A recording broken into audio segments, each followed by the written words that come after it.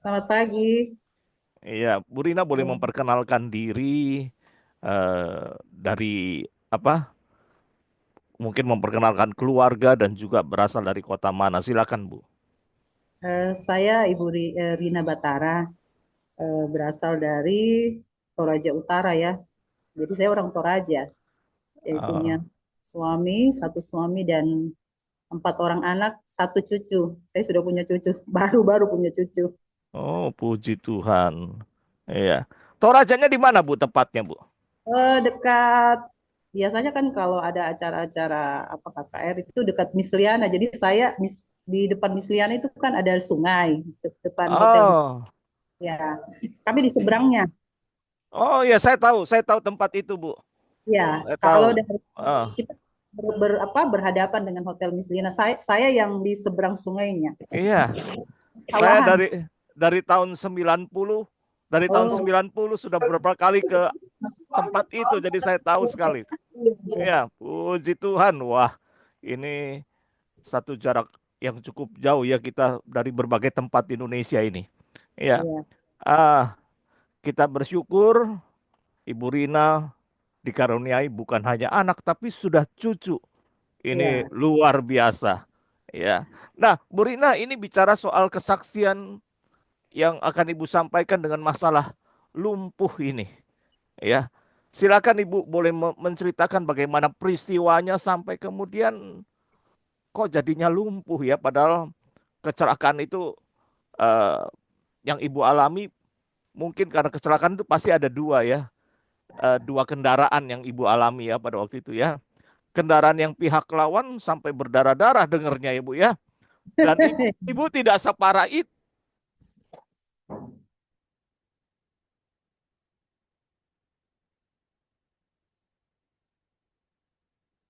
tapi kok kelumpuhan yang ibu. Ya silakan Bu, boleh menyaksikan bagaimana yang ibu alami, silakan Bu. jadi waktu itu saya kan pekerjaan saya kan menjahit.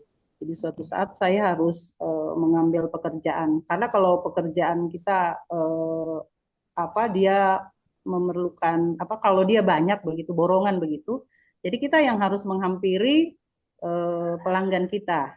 Jadi waktu itu saya harus mengukur pelanggan saya itu ada beberapa orang, jadi saya yang harus menghampiri pelanggan saya. Jadi dari Toraja Utara itu ke Tanah Toraja. Jadi dalam perjalanan itu persisnya itu di depan sekarang itu namanya IAKN, apa Institut eh, apa dia apa sekolah Kristen lah. Dulu Staken, sekarang IAKN kayaknya namanya. Hmm.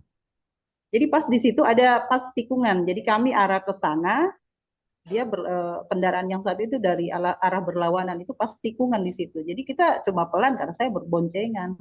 Dari arah lawan itu memang dia kencang sekali. Jadi dia curi jalan kan, nikung itu curi jalan. Jadi karena kita kan jalannya kan sepi, jadi kita enggak terlalu apa mau berjaga-jaga atau apa karena kita pikir saya kan bawa barang-barang juga kan, jadi enggak bisa mau kecepatannya itu lebih cenderung pelan begitu. Tapi Hmm. dari arah lawan itu ternyata dia mengejar temannya. Temannya sudah duluan, jadi dia untuk mengejar temannya itu dia balapan begitu. Jadi pas tikungan itu nyuri jalan ya nabrak kami lah.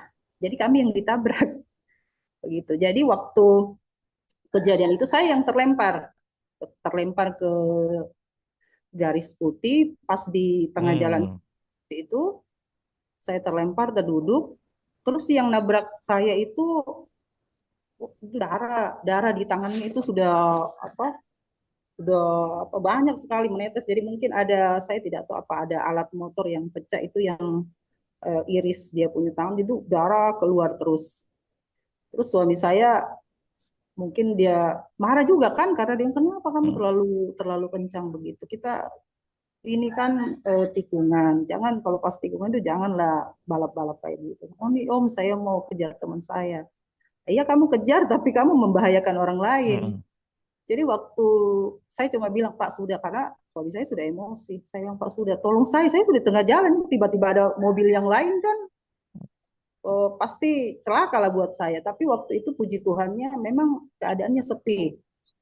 Baru beberapa saat ada mobil yang lewat, dan mobil itu di atas mobil itu ada keluarga saya. Mereka lah yang bawa saya ke rumah sakit. Oh, Oh, iya, tapi memang waktu saya di rumah sakit itu cuma ada beberapa aja yang lecet-lecet. Kalau dibilang mau sampai berdarah enggak, cuma lecet-lecet. Gila, kalau lecet-lecet itu cuma ada goresan-goresan, ada sedikit di bahu. Jadi menurut penglihatan dokter itu mungkin saya enggak apa-apa ya.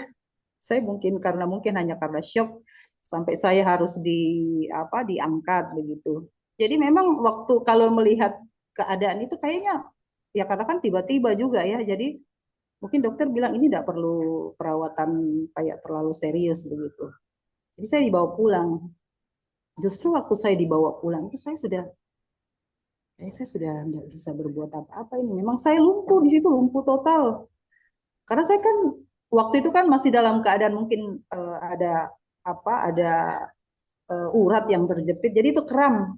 Saya tidak merasa kayak semua bagian dari pinggang ke bawah itu kayak mati begitu. Makanya saya harus diangkat ke atas rumah begitu. Jadi mungkin karena ada tulang juga yang tergeser, jadi saya nggak bisa berbuat apa-apa lagi. Jadi saya di situ di tempat di ruang tamu, saya ditaruh di ruang tamu, didudukkan di situ. Itu ada seminggu lebih lah begitu, hampir 2 minggu saya harus duduk di situ dan saya nggak bisa kemana-mana karena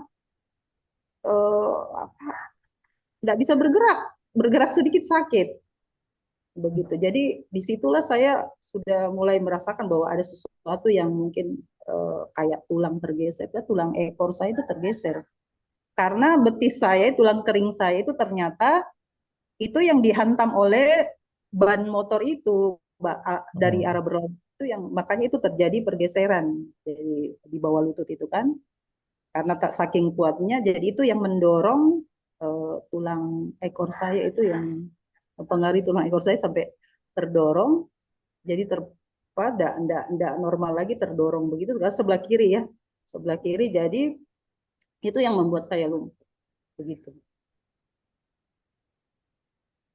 iya. Eh, Ibu mengalami kelumpuhan ini, eh, apakah segera ada rawat inap atau tindakan medis lainnya, apa langsung disuruh pulang, Bu? Itu langsung disuruh pulang karena mungkin itu kan kejadiannya sore ya Mm, sore mungkin saya tiba di rumah sakit itu mungkin setengah 5 ya setengah mm, lima pulang dari sebentar cuma sebentar aja cuma di rumah sakit itu dikasih antibiotik dan perda rasa nyeri untuk meringankan nyeri kalau ada sesuatu nanti kalau tiba-tiba nanti malam kita panas atau apa atau ada yang nyeri lah begitu saya dikasih itu cuma itu aja dikasih karena Oh, kita tidak melihat sesuatu yang serius ya cuma lecet-lecet doang.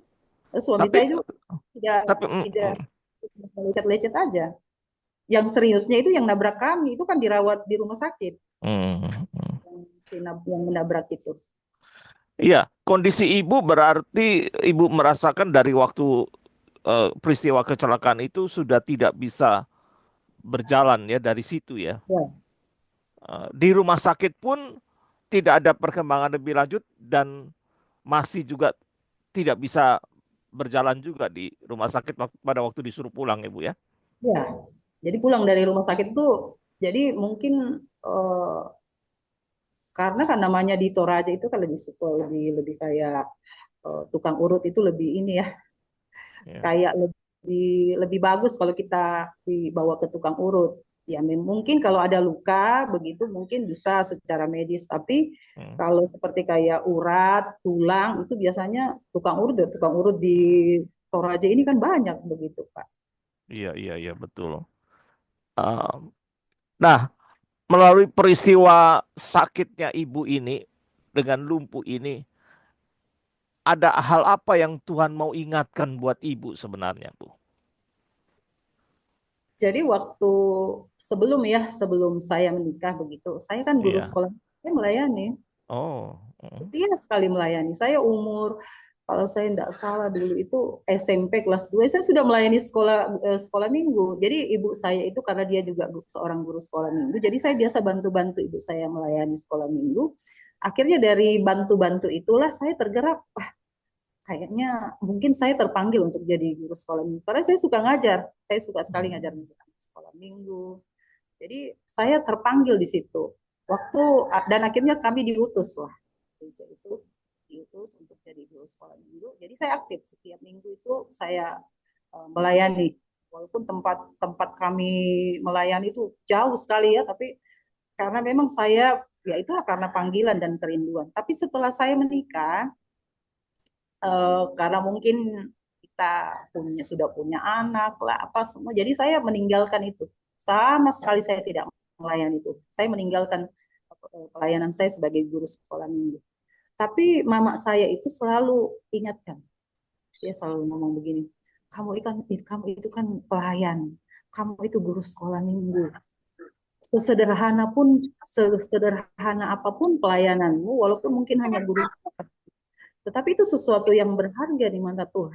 Melayani itu sesuatu yang berharga di mata Tuhan. Panggilan itu adalah suatu kehormatan buat kita. Sekalipun kamu hanya seorang guru sekolah minggu, tapi Tuhan tidak melihat siapa yang engkau layani, karena sekolah minggu dengan orang dewasa itu sama di mata Tuhan. Jiwa kita itu sama di mata Tuhan. Jadi kamu harus kembali melayani Tuhan. Jadi itu yang selalu ketemu saya sama mama saya kan di kampung dia kan, ketemu selalu, kamu harus melayani, kamu harus kembali mengambil kembali pelayananmu sebagai seorang guru sekolah minggu karena kamu sudah diutus. Saya cuma bilang iya iya ya nanti saya, tapi ya begitu saya hanya mengulur-ulur waktu sampai akhirnya kejadian ini terjadi. Waktu saya jatuh, saya sudah terduduk di garis putih itu di tengah jalan itu. Yang pertama saya ingat itu apa kata-kata dari mama saya, kamu sudah melayani, kamu jangan meninggalkan pelayanan, kamu harus kembali melayani. Jadi waktu kata-kata dari mama saya itu saya ingat, saya oh Tuhan, mungkin ini cara Tuhan untuk saya kembali. Ini yang apa membuat saya sadar kembali bahwa saya sudah meninggalkan pelayanan saya. Jadi hal itulah yang pertama saya ingat. Jadi melalui peristiwa kecelakaan ini ya, Ya, ibu diingatkan kembali untuk kembali melayani Tuhan ya, ya. kembali melayani Tuhan. Nah, ini kan ibu dalam posisi lumpuh dan belum bisa berjalan. Sampai akhirnya ibu bisa berjalan itu berapa waktu, Bu? Itu bisa lama juga ya, sekitar 3 bulan. 3 bulan. Jadi ya karena namanya kita terapi, saya ada karena kan diurut ya, jadi harus ada terapi-terapi seperti kayak gipnya itu. Tukang urut juga ternyata punya triknya juga begitu. Jadi nggak langsung diurut karena kaki saya kan sudah mulai menghitam ya, bengkak itu ternyata dihantaman di tulang kering saya itu mungkin ada seperti kayak pembuluh darah yang mungkin agak apa ya yang kena di situ. Jadi itu kaki saya itu membesar dan dia sudah mulai merah kehitaman. Jadi waktu tukang urut liatin, oh ini sudah tidak bisa diurut karena sudah mulai apa menghitam begitu. Jadi dia punya trik sendiri caranya menggip itu sampai setelah sudah mulai normal, sudah tidak kelihatan lagi darah-darah yang menghitam itu baru bisa diurut. Jadi waktu itu memang prosesnya sampai bisa berjalan itu 3 bulan. Itu pun saya masih menjelang 3 bulan itu saya harus pakai tongkat, saya harus melakukan aktivitas itu ya biasanya kalau enggak bisa 2 bulan itu ya saya enggak bisa kemana-mana, cuma di dalam rumah saja bisa pakai tongkat itu karena memang bergerak sedikit tulang ekor saya ini di belakang ini enggak sakit sekali, ada sedikit pergeseran saja saya sudah enggak bisa ini lagi, pokoknya semuanya memang lumpuh begitu. Iya, dari posisi ibu duduk untuk berdiri apakah sudah bisa sendiri pada waktu itu atau perlu dibantu untuk ibu pakai tongkat tadi? Wah, saya harus dibantu, Pak. Nggak bisa saya, itu pun lama ya, karena namanya sakit ya, karena ternyata ada urat yang terjepit dan ada tulang yang tergeser. Jadi saya harus dibantu. Itu pun waduh lama sekali baru bisa ini. Tapi memang itulah saya juga heran kalau sampai hari ini saya kembali mereview proses pemulihan saya itu, saya juga heran sendiri kok bisa. Itu dia cuma urut, karena yang urut saya ini kan orang tua. Hmm. Tapi saya bilang saya percaya itu tangan tuh. Karena kalau melihat cara orang-orang lain mengurut itu harus ditarik-tarik, harus gimana. Karena ada tulang yang tergeser ya. Tapi dia kan cuma kalau ngurut juga pelan-pelan, tidak ada suara ya. Biasanya kan kalau ada urat yang terjepit atau ada namanya salah urat, tulang yang tergeser itu kan akan bunyi karena Hmm. dikembalikan ke posisi semula, posisi normal pasti ada sesuatu yang bunyi. Tapi ini dia kalau dia ngurut itu pelan saja, pelan. Tapi saya herannya kenapa bisa bisa apa ya, bisa kembali normal, tergeser. Karena menurut pengalaman orang-orang yang pernah saya temui itu mereka kalau malah ada orang yang karena kecelakaan itu mereka sampai sama sekali tidak bisa berjalan dan sampai meninggal, lumpuh sampai meninggal karena Hmm. dengan kondisi seperti saya kecelakaan gitu. Tapi puji Tuhan saya bilang ini mungkin karena tangan Tuhan. Karena lewat tukang urut inilah juga saya kembali melayani Tuhan. Karena ternyata tukang urut ini dia punya anak itu seorang hamba Tuhan. Jadi ya saya bilang ini cara Tuhan sampai saya bisa kembali melayani Tuhan. Ya, jadi Tuhan tuntun kembali melayani Tuhan setelah sekian tahun tidak melayani, ya Bu ya. Hmm. Eh, Tadi hal yang menarik buat saya, bagaimana ketika eh, proses ibu dari kecelakaan sampai kembali melayani. Ya, tentu tidak langsung ya, karena ibu dalam kondisi masih lumpuh, tidak langsung. Nah, ini satu peringatan yang Tuhan berikan karena Tuhan sayang sama ibu. Tuhan ingin ibu kembali menjadi saluran berkat Tuhan, kembali melayani. Ya. Dan pada waktu ibu terbaring, lumpuh, tidak berdaya di sana, ibu pernah pikir nggak, kapan saya bisa berjalan lagi? Ya, ya itulah namanya waktu itu kan saya sudah tidak bisa berbuat apa-apa yang setiap harinya saya harus masak, saya harus menjahit, saya harus melayani keluarga. Di situ saya seperti kayak sudah tidak ada harapan lagi. Tapi ada satu tekad saya waktu itu, waktu kata-kata dari ibu saya ini, saya menyadari bahwa saya ini seperti kayak Yunus ya, sudah dipanggil Tuhan, tapi apa Tuhan mengingatkan dia kembali. Yunus dengan caranya harus masuk ke dalam perut ikan, ya mungkin hidup saya seperti itu. Jadi waktu masa-masa 3 bulan itu, masa-masa saya berobat, pemulihan itu saya dalam kesendirian itu saya ngomong sama Tuhan. Saya bilang Tuhan, kalau Tuhan izinkan saya untuk kembali pulih, saya boleh sembuh, saya bisa berjalan lagi, saya mau kembali Tuhan untuk melayani Tuhan. Saya tidak mau lagi membuang apa yang Tuhan sudah percayakan kepada saya. Saya ingin kembali melayani Tuhan. Apapun itu Tuhan, Tuhan sudah mati buat saya. Tuhan sudah memberi saya kesempatan. Ini kesempatan buat saya Tuhan. Hidup yang masih Tuhan berikan buat saya ini adalah kesempatan saya untuk menjadi berkat, untuk melayani jiwa-jiwa. Walaupun itu mungkin anak-anak kecil, tapi memang Tuhan mau panggil saya. Karena memang jujur saja waktu anak-anak saya masih kecil, saya bawa ke sekolah minggu, itu melihat guru-guru sekolah minggu itu melayani, mengajar anak-anak sekolah minggu, di dalam hati saya tuh selalu ada kata-kata berbicara kepada diri saya itu bahwa harusnya kamu harusnya kamu di posisi itu. Jadi saya bilang Hmm. ya tuh, harusnya saya ada di situ. Saya harusnya mengajar juga seperti dia. Jadi memang Tuhan selalu sebenarnya mengingatkan saya, Tuhan selalu kembali memanggil saya untuk melayani, tapi memang saya itu selalu mengulur-ulur waktu, banyak alasan keluarga lah, apalah, tapi ya kalau memang Tuhan panggil kita, Di situ saya sadari di masa-masa pemulihan itu ya, kalau kita memang talenta kita Tuhan sudah panggil kita untuk melayani, jangan sekali-kali menunda, jangan sekali-kali terlalu banyak alasan. Karena seringkali kita terlalu banyak alasan, inilah sibuk lah, nggak punya waktu lah, melayani keluarga, mengasuh anak-anak, tapi kita kan bisa minta hikmat dari Tuhan supaya kita bisa dapat diberi akal budi, hikmat supaya dapat mengatur segala sesuatunya. Iya, memang kadang-kala kita menganggap pelayanan sekolah minggu itu ya hanya melayani anak-anak saja.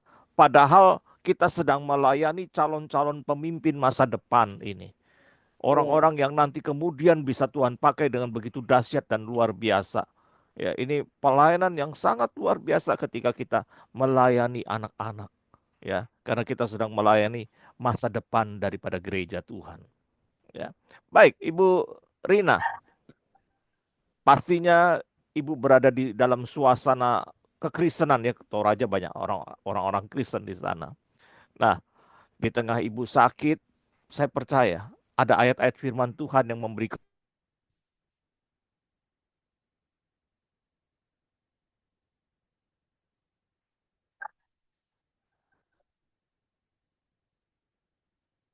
suaranya Pak. Kekuatan buat ibu. Ya, halo. Ya, ayat Alkitab apa yang membuat ibu kembali untuk boleh melayani Tuhan?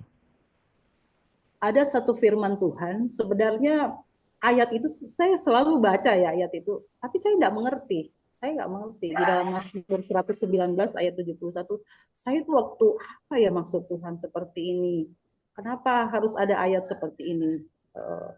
Karena kita ditindas itu baik supaya kita belajar untuk belajar ketetapan Tuhan. Bunyi ayat itu.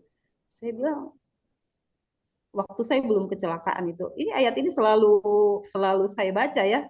Kalau pas saya baca-baca Mazmur begitu, karena uh, kitab Mazmur ini kan biasanya kita kalau dalam keadaan terjepit, ada masalah, kita selalu menghibur diri kita dengan membaca-baca Mazmur. Tapi waktu waktu saya sakit itu, waktu dalam masa-masa pemulihan ini saya baru menyadari bahwa apa arti dari ayat ini mengatakan bahwa waktu kita ditindas itu baik supaya kita belajar ketetapan Tuhan.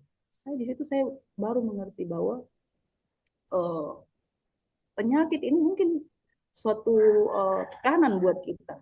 Mungkin kita lagi ditindas menurut Mazmur ini, tapi di situ saya belajar bahwa ternyata ini baik buat saya.